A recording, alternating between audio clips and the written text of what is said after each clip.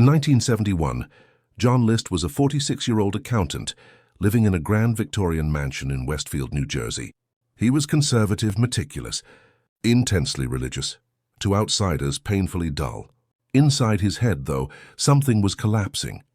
List had lost his job months earlier and hadn't told anyone, not his wife, not his children, not his church. Every morning he put on a suit, packed a briefcase, and pretended to go to work. In reality, he wandered train stations and sat in libraries, paralyzed by shame. To John List, failure wasn't just financial. It was moral. He believed he had failed God. As debt mounted and foreclosure loomed, List became convinced of something chilling: that his family would be damned if they continued living in what he saw as moral decay. Financial ruin, a wife who drank, children growing up corrupted by modern society. So he made a decision.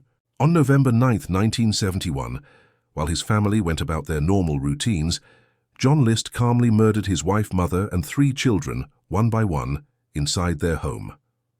There was no rage, no frenzy. He cleaned the crime scenes. He arranged the bodies neatly. He turned on religious music. He wrote a 5-page letter explaining that he had killed them to save their souls. Then he walked out. For nearly a month, no one noticed. Letters piled up.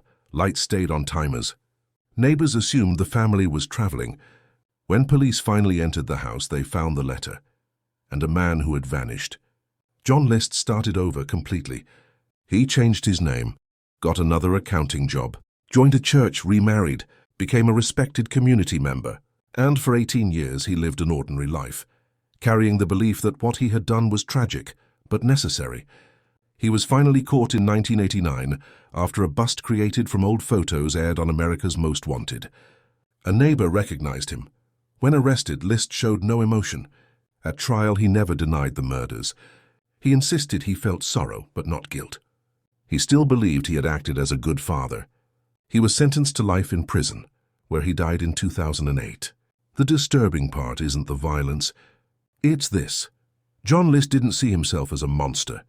He saw himself as responsible.